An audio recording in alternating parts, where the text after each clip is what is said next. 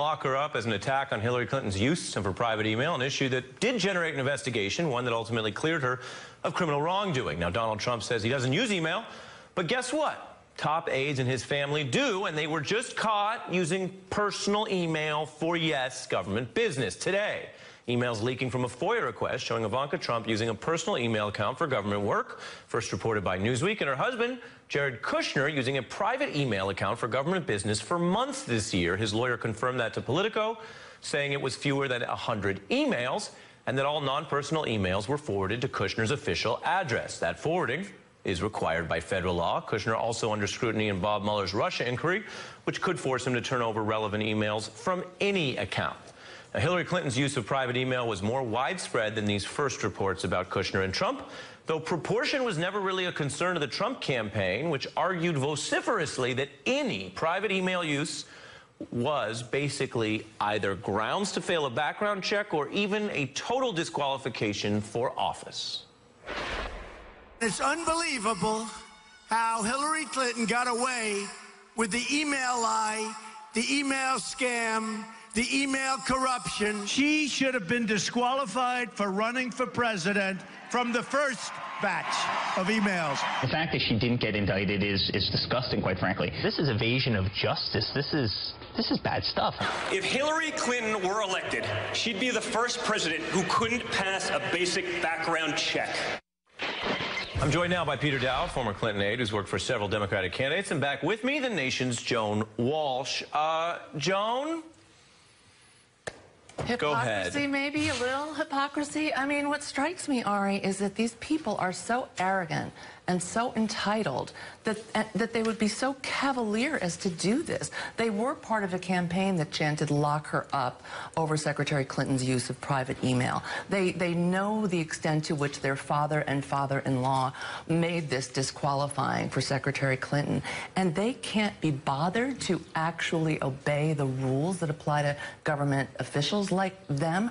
I don't know exactly if it's laziness, if it's just rules are for other people, but as well as Bob Mueller, I know that Congressman Elijah Cummings, the ranking member of the Oversight Committee, would like to see these emails, and he's requested them in a letter that's out tonight. Peter, are you having common cause with many Clinton supporters all over the country screaming about this? What do you make of this? You know, I think Joan rightly focused on the audacity, not just the hypocrisy. The hypocrisy is obvious, but I think it's that sense that there is no accountability. I mean, with everything that we saw in 2016, to go ahead and do this shows a sense that they are above accountability.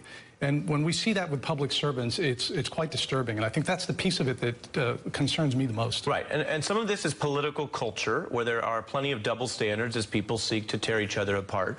Another large part of it, though, Joan, is media culture. And I want to put up on the screen, we checked it out, March 2015, back in the day, front page, New York Times, Clinton used personal email at State Department. It is big, it is bold. The New York Times, a paper of record that influences our political culture, there you see it. And I have the New York Times today.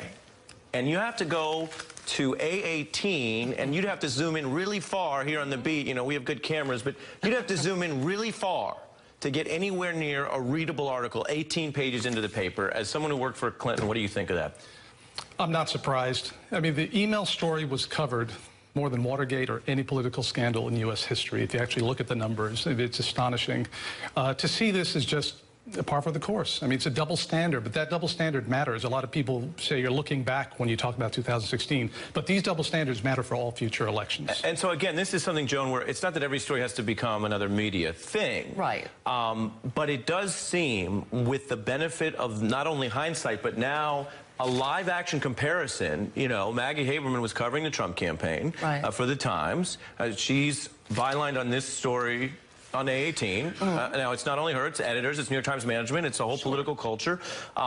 But 18 pages is a long distance for an email story that also has something political reporters usually like, which is the whiff of hypocrisy. Right. Yes, I don't know why it's not on the front page. I'm sure Maggie would like a front page byline. She's a competitive reporter. But I'm going to go back to what Peter said about accountability, because this is also hard for reporters. Now, there have just been so many scandals, even just looking at Jared and Ivanka, all of the self-dealing, the Kushner family offering Chinese visas to the Chinese, Ivanka's various trademark issues, the president's own self-dealing as people stay at his D.C. Palace Hotel. Yeah. And make him richer because they want access. The Mar-a-Lago visits as well as membership. Right, and there's so much there. It goes on and on Peter, and on. before I let you go, I do want to ask you about Verret, which has been criticized. This is a new group you've created here, but I'm going to put up a couple of the headlines, talk about media coverage. Verret, pro-Clinton media platform, looks worse and worse. Pro-Hillary website looks like, according to Politico, North Korean agitprop. One writer said, this isn't useful to anyone. Verret's collection is filled only with carefully curated cards that confirm Clinton voters' views. The idea that it becomes another media bubble. I want to give you the benefit of response. I appreciate that. The way I see it is we've been so conditioned to hear negative news about Hillary Clinton that a website that I started with my wife that simply says positive things about her is looked at as somehow propaganda. But if you look at the headlines, you look at the facts on the site, they're really pretty straightforward and they're for a specific audience. So we take that criticism in stride. Stuff that's related to Hillary Clinton will get attacked, but we're driving forward, and the audience and the community we speak to is very excited about the project. And thanks for asking.